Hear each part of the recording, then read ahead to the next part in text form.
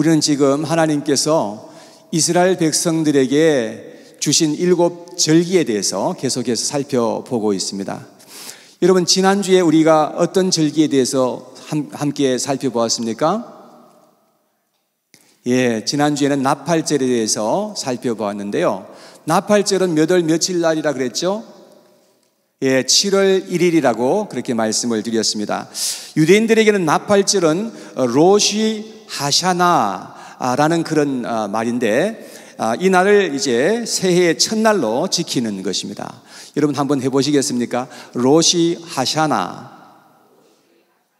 네, 발음이 참 좋습니다. 네, 그런데 유대인들은 나팔절을 시작해서부터 7월 1일부터 시작해서 자신들을 성찰하는 그러한 기간으로 삼습니다. 한 해를 돌아보면서 잘못한 것이 무엇인지 그런 것을 이제 생각하면서 계속해서 회개하는 그러한 시간들을 갖게 되는데요. 여러분, 우리는 언제 그렇게 합니까? 주로 우리는 송구 영신 예배 때 그렇게 하죠. 1년에 하루 또는 1시간 우리가 그렇게 하지만 유대인들은 열흘 동안 계속해서 그러한 일을 하는 것입니다. 그래서 7월 1일부터 시작해서 10일까지 그렇게 계속해서 회개하는 시간을 가집니다. 그러다가 7월 10일이 되면 유대인들의 6번째 절기가 돌아오는데 그 절기가 바로 대속죄 열립니다. 이 날은 유대인들에게 가장 자기 자신을 괴롭게 하면서도 동시에 가장 또 기뻐하는 날이기도 합니다. 이 날은 1년에 딱 한 번 돌아오는데 이 날만은 대제사장이 모든 제사를 주관하는 그러한 날입니다. 보통 때는 평범한 제사장들이 순번을 정해가지고 이렇게 제사를 드리고 그렇게 섬겼는데요. 이 날은 처음부터 마지막까지 계속해서 대제사장이 모든 것을 다 주관하였던 것입니다. 그리고 이스라엘 나라 전체의 죄가 사해지느냐 마느냐 하는 것은 이날에 달려 있을 정도로, 그래서 이스라엘 사람들은 이 대속죄일을 가장 중요한 날로 여기고 있는 것입니다. 오늘은 이제 대속죄일에 대해서 한번 같이 살펴보면서 은혜를 받도록 하겠습니다. 오늘 본문 26절 27절에 있는 말씀을 같이 한번 읽어보죠. 시작. 여호와께서 모세에게 말씀하여 이르시되 7째 달 열흘날은 속죄일이니 너희는 성회를 열고 스스로 괴롭게 하며 여호와께 화제를 드리고. 자, 대속죄일은 몇 월 며칠 날이라고요? 7월 10일 날이라는 겁니다. 그러니까 나팔절이 7월 1일이고 7월 10일은 대속죄일로 지켰던 것입니다. 이 날은 스스로 괴롭게 하는 날이라고 그랬어요. 이 날은 무조건 자기 자신을 괴롭게 해야 되는 겁니다. 29절에 보면 심지어 이렇게까지 말씀했어요. 이 날에 스스로 괴롭게 하지 아니하는 자는 그 백성 중에서 끊어질 것이라. 여러분, 얼마나 엄중한 말씀입니까? 여기는 3가지의 의미가 있는데 첫 번째는 금식해야 했던 것입니다. 하나님이 금식하라고 하신 날은 사실 이 날밖에 없어요. 이 날은 하루 종일 음식도 먹지 않고 물도 마시지 않습니다. 여러분, 금식하면 기쁩니까? 정말 힘듭니까? 죽을 맛입니다, 정말. 그렇게 자기 자신을 금식하면서 그렇게 괴롭히는 거예요. 두 번째는 금욕하는 날입니다. 이 날은 아예 TV 자체가 아예 나오지를 않습니다. 방송국에서 이 방송을 아예 안 해버려요. 그리고 차도 타고 다니지 않습니다. 만일 차를 타고 다니는 사람 보면 돌을 던질 정도로. 이날은 앰뷸런스나 경찰차 이런 차만 다니지 보통 사람들은 차를 몰고 다니지도 않습니다. 이날은 평소에 즐겨서 하던 일들도 하지 않고 부부 생활도 하지 않습니다. 세 번째, 기도하는 회개의 날입니다. 유대인들은 회당에 들어가가지고 종일토록 고백하고 회개하는 그 일을 계속해서 종일토록 반복하는 그러한 일을 했습니다. 그래서 자신들의 죄를 인하여서 슬퍼하면서 하나님 앞에 괴로워하였던 것입니다. 대속죄는 이렇게 해서 자신들을 괴롭게 하였던 것입니다. 또 대속죄일에는 여호와께 화제를 드리는 날인데 이날은 화제만 드렸던 거예요. 다른 날은 화제도 드리고 뭐 다른 제사도 드렸는데 화제만 드리는 날이었습니다. 그래서 번제와 속죄제로 하나님 앞에 나아갔던 것입니다. 그리고 이날은요, 대제사장이 1년에 딱 한 번 이날만 지성소까지 들어갈 수 있는 날이었습니다. 그리고 지성소에 들어가되 반드시 지켜야 하는 것들을 지켜서 들어가야만 했던 것입니다. 만일 제사장이 제사를 집전하다가 잘못 행하게 되거나 그렇게 하면요, 이 죄사함 받는 모든 일들이 다 무효가 되어버리게 되고, 그리고 자칫하면 대제사장이 죽기도 하였습니다. 대표적인 예가 아론의 두 아들들이 제사를 드리다가 하나님 앞에 그렇게 죽게 되었던 그러한 일이 있었는데요. 그래서 이 아론의 두 아들들은 이 대속죄일을 가볍게 여기고 하다가 그만 잘못 행함으로 말미암아 하나님께 심판을 받았던 것을 성경은 기록하고 있습니다. 자, 먼저는 이제 모든 백성들을 위해서 번제와 속죄제로 하나님 앞에 제사를 드렸습니다. 그리고 난 다음에 대제사장과 가족들을 위한 제사를 올려드렸습니다. 그리고 이제 대제사장은 자신을 정결케 하는 그런 예식을 합니다. 그냥 목욕도 하고 막 여러 가지 절차가 있죠. 그렇게 해서 정결하는 예식을 한 다음에 흰 세마포 옷을 입습니다. 그리고 이제 나와서 황소의 머리에다가 자기 손을 얹고서 자신과 자신의 가족들의 모든 죄를 그렇게 고백하는 그런 시간이 있습니다. 그리고 2마리의 염소를 잡아야 하는데 이 2마리의 염소를 잡는 것도 조건이 있습니다. 무엇보다도 같은 날 태어난 염소를 가져와야 돼요. 그리고 크기도 비슷한 그런 크기로 염소를 가져왔습니다. 그리고 운명의 제비 뽑기를 하였던 것입니다. 자, 레위기서 16장 6절에서 8절 말씀에 보니까 아론은 자기를 위한 속죄제의 수송아지를 드리되 자기와 집안을 위하여 속죄하고 또 그 2 염소를 가지고 회막문 여호와 앞에 두고 2 염소를 위하여 제비 뽑되 한 제비는 여호와를 위하고 한 제비는 아사셀을 위하여 할지며 그랬습니다. 자, 한 마리는 여호와를 위해서, 한 마리는 또 아사셀을 위해서 제비를 뽑았던 것입니다. 그리고 아사셀을 위해서 뽑힌 염소의 머리에 이제 또 안수를 하고 백성들의 모든 죄를 또 거기에 고백하는 그런 시간을 가집니다. 이렇게 한 다음에 먼저 황소를 잡아서 피를 흘립니다. 그리고 제단에서 금삽으로 숯불을 이제 담아가지고 다른 한 손에는 향을 가지고 이제 지성소에 들어가는 것입니다. 그리고 대제사장이 향을 숯불에다가 이제 뿌립니다. 그렇게 되면 지성소는 금방 연기가 자욱하게 그렇게 되는 것입니다. 그런 다음에 대제사장은 밖으로 나와서 이제 황소의 피를 가지고 지성소에 들어갑니다. 그런 다음에 언약궤 위에다가 이것을 뿌리는데 한 번은 위로 뿌리고 7번은 아래로 계속해서 뿌리는 것입니다. 자, 그런데 이때 절대로 이 피가 이 대제사장의 옷에 튀면 안 됩니다. 그러면 제사 자체가 무효가 되어버려요. 그리고 피를 휘장에다가 또 이제 뿌리게 됩니다. 그러고 난 다음에 다시금 나와서 여호와를 위하여서 뽑힌 염소를 죽여서 피를 흘립니다. 그리고 똑같이 피를 가지고 지성소 안으로 들어가서 피를 뿌리는 그러한 식을 합니다. 그런 다음에 황소의 피와 염소의 피를 함께 섞어가지고 분향단이 있는데 분향단 네 뿔이 있거든요. 뿔에다가 이렇게 피를 바릅니다. 피를 바르고 그 다음에 7번 피를 뿌렸습니다. 그렇게 해서 모든 것을 속죄하고 그리고 남은 피는 번제단 그 남쪽에다가 쏟아 부었습니다. 자, 그러면 이제 한 가지 남은 게 있죠. 아사셀 염소가 남았습니다. 그 염소를 데리고 광야로 가서 아무 사람이 없는 그러한 곳에 풀어주는 것입니다. 이 아사셀이라는 이 말의 뜻은 지고 간다라는 그런 뜻이 있거든요. 그래서 아사셀 염소는 백성들의 죄를 다 짊어지고 그렇게 희생되는 그런 제물이 되었던 것입니다. 그런데 예수님 당시에는 아사셀 염소를 낭떠러지에 가져가서 떨어뜨렸다 합니다. 혹여라도 살아서 돌아오게 되면 모든 제사가 다 무효가 되어버리기 때문에 그렇습니다.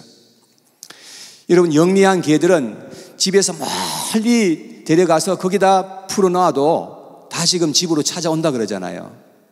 그렇듯이 혹시라도 이 염소가 다시금 돌아오면 안 되었던 것입니다.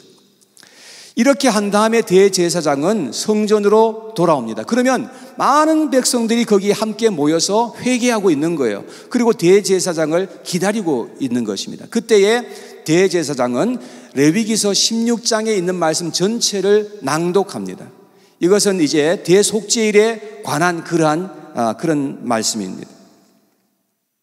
그리고 대제사장이 감람산 정상에 올라가서 황소와 여호와를 위해서 뽑힌 그 염소 전체를 불태워 가지고 하나님 앞에 제사를 올려드립니다. 이때는 반드시 성 밖에서 이 제사를 드려야 됐기 때문에 그렇게 했던 것입니다. 이렇게 제사를 드리고 나면 그때부터 사람들은 온 지역에서 춤을 추면서 노래하면서 기뻐하기 시작하는 것입니다. 왜냐하면 그들은 하나님께서 그들의 모든 죄를, 그리고 민족의 죄를 다 사해 주셨다고 믿었기 때문에 그렇습니다. 그래서 사람들은 아주 즐거워하고 춤을 추고 축제를 벌이는 그러한 날이 바로 이 대속죄일 날입니다. 그러나 그들은 어디까지나 일시적으로 죄사함을 받았다고 성경은 기록하고 있습니다. 히브리서 9장 9절 말씀에 이 장막은 현재까지의 비유니 이에 따라 드리는 예물과 제사는 섬기는 자를 그 양심상 온전하게 할 수 없나니, 그러니까 구약에 드렸던 이런 제사들은 사람들의 그 마음까지도, 마음에 있는 그 모든 죄도 용서할 수는 없었다라고 그렇게 말씀을 합니다. 그래서 이스라엘 사람들은 매년 똑같은 제사를 계속해서 반복해서 드리고 계속해서 드렸던 것을 볼 수가 있습니다. 그러나 예수 그리스도께서 오셔서 십자가에서 죽으심으로 말미암아 영원한 제사가 드려졌다는 것을 성경은 말씀하고 있는 것입니다.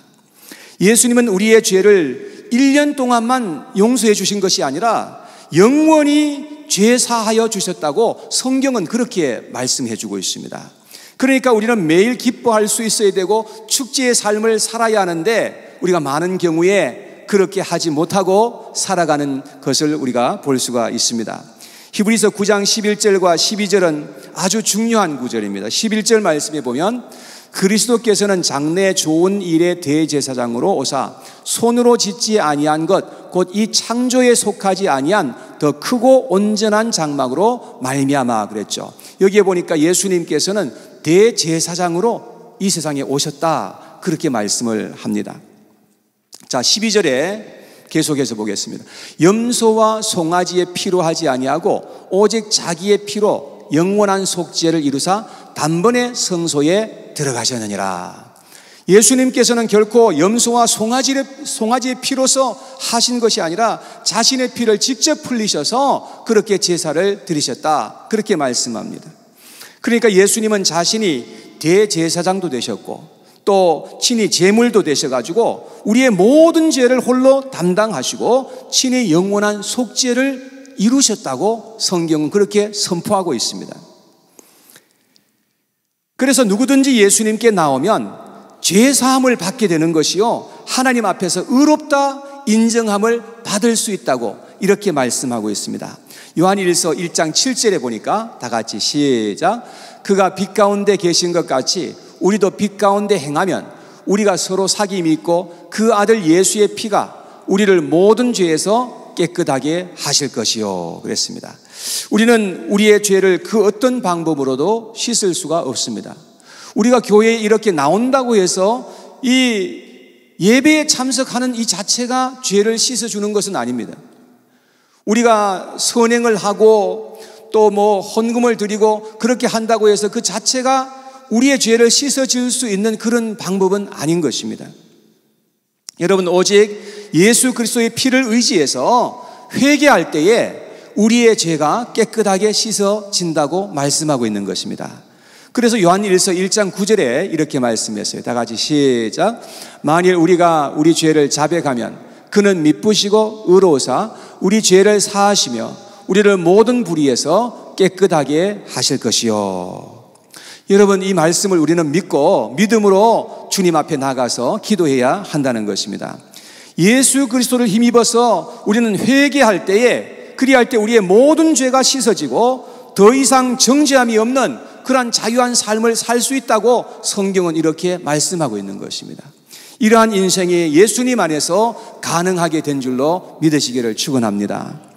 예수님이 십자가 위에서 운명하셨을 때에 예루살렘에는 큰 지진이 일어났습니다. 그런 다음에 이제 그 성소 안에 있는 지성소와 성소를 가로막고 있던 그 큰 휘장이 있었는데 그 휘장이 위에서부터 아래로 이렇게 찢어졌다고 말씀을 하고 있어요. 여러분, 그래서 그 이유가 뭐냐면 이제는 예수님이 우리의 죄를 위해서 속죄해 주셨기 때문에 이제는 우리가 하나님께 직접 나아갈 수가 있다는 그런 의미가 되는 것이죠.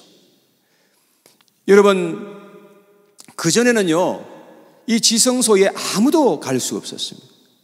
대제사장도 1년에 한 번씩 밖에 들어갈 수가 없는 거죠. 그리고 그때는 반드시 짐승의 피를 흘려가지고 그런 예식을 하면서 그러면서 한 번 들어갈 수 있었던 거예요. 그리고 그 들어가는 것도 그냥 들어갈 수가 없었어요. 거기다 연기를 자우룩하게 피워서 언약궤가 보이지도 않을 정도로 그렇게 연기를 피워놓고 그런 다음에 들어갈 수 있었던 겁니다.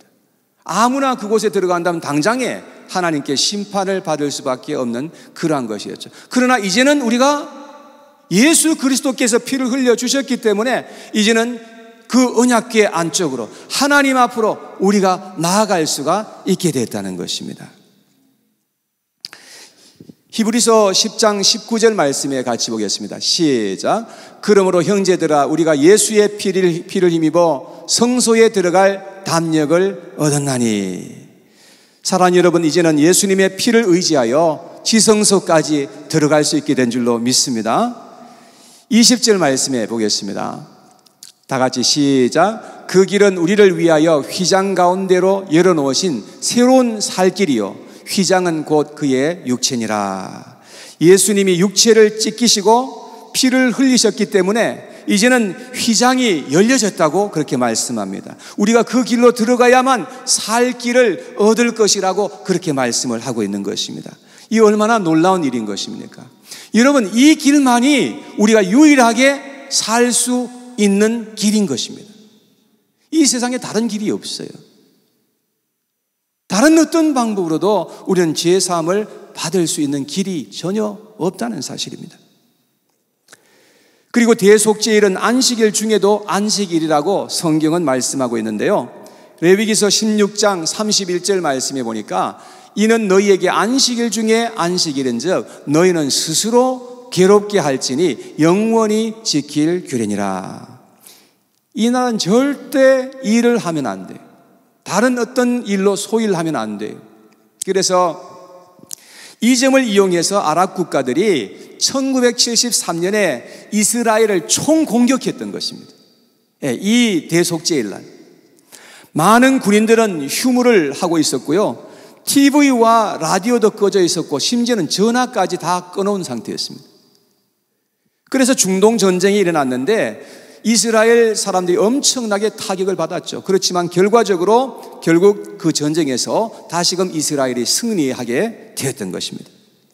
이날은 오직 죄를 회개하고 하나님께 죄사함 받는 일에 집중하였던 것입니다. 그래서 이스라엘 사람들은 하나님께 이렇게 죄사함을 받고 난 다음에 한 해를 새롭게 시작하는 그것을 볼 수가 있습니다. 그런데 이스라엘 사람들에게는 희년이라고 하는 것이 있습니다. 이 희년이란 말은 이 대속죄일이 50년 만에 오는 그 날을 바로 희년이라고 그렇게 말했습니다. 그래서 일생에 한 번 있을까 말까 한 이 희년이 돌아옵니다. 이 날은 이스라엘 사람들에게 가장 즐거운 날입니다. 이 날은 나팔절 때와 같이 전국의 나팔 소리를 울려 불었습니다. 그리고 전 국민들에게 자유를 공포했습니다. 모든 종들은 이날 이제 다 자유할 수 있는 그런 권리를 받게 되는 것입니다. 그리고 모든 빚을 다 탕감해 줬어요. 그리고 모든 땅은 본래 주인에게로 돌려줘야 했습니다. 그래서 생활 형편이 어려워가지고 이 땅을 팔았다고 한다면 이 날은 다시금 돌려받을 수 있는 그런 날이 된 것입니다. 성경에 보면은 희년에 대한 말씀이 레위기서 25장 전체에 기록되어 있는데요. 10절에 있는 말씀 같이 한번 보겠습니다.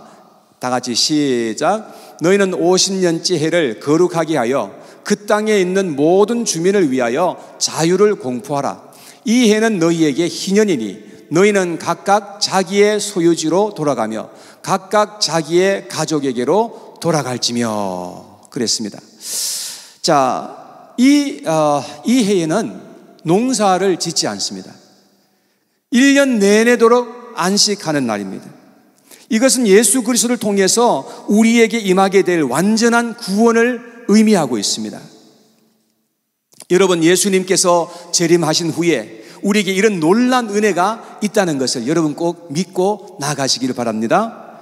예수님께서 누가복음에 보면 회당에 들어가셔서 이사야서에 있는 말씀을 읽었는데요. 18절과 19절 말씀을 한번 같이 보겠습니다. 시작. 주의 성령이 내게 임하셨으니 이는 가난한 자에게 복음을 전하게 하시려고 내게 기름을 부으시고 나를 보내사 포로된 자에게 자유를, 눈먼 자에게 다시 보게 함을 전파하며 눌린 자를 자유롭게 하고 주의 은혜의 해를 전파하게 하려 하심이었더라. 자, 여기에 주의 은혜의 해, 주의 은혜의 해라는 이 말이 바로 희년이라는 말입니다. 그래서 예수님께서는 희년을 선포하신 것입니다. 희년을 또 다른 말로 한다면 기뻐하는 그런 해라는 그런 뜻입니다. 그래서 우리는 예수님 안에서 진정한 안식과 자유와 기쁨을 우리가 맛볼 수 있다는 것을 말씀하고 있습니다. 지금은 우리가 부분적으로 맛보고 누린다 할지라도 예수님이 이 땅에 다시금 오시면 완전한 안식을 우리가 얻게 될 줄로 믿습니다. 예수님은 우리를 죄에서부터, 죽음에서부터, 심판에서부터 구원하시려고 이 땅에 오셔서 대속의 죽음을 죽으셨다고 그렇게 말씀을 하고 있는 것입니다. 예수님은 우리의 죄를 짊어지신 아사셀이 되신 것입니다. 그러므로 우리는 예수님을 믿고 예수님 안에서 새로운 인생을 살도록 해야 되고, 우리가 예수님 안에서 우리가 새롭게 이제 이 세상을 살 수 있어야 된다는 것입니다. 사랑하는 여러분, 우리 예수님 안에 있을 때에 소망이 있는 줄로 믿습니다. 오늘도 예수님 안에서 영원한 천국의 안식을 소망하시면서 살아갈 수 있게 되기를 바랍니다. 우리가 이 세상에 살아갈 때에 주님께서 우리에게 행하신 그 일로 말미암아서 우리가 감사하고 기뻐하는 삶을 우리가 살아야 한다는 것입니다. 그래서 이 세상에서부터 우리가 기뻐하고 감사하며 살다가 영원한 천국에 올라가서 영원히 완전하게 우리가 정말 그곳에서 안식하고 기뻐하고 감사하는 그런 삶을 살아가게 된다는 것입니다. 이러한 은혜가 저와 여러분 모두에게 있게 되시기를 주님의 이름으로 축복합니다.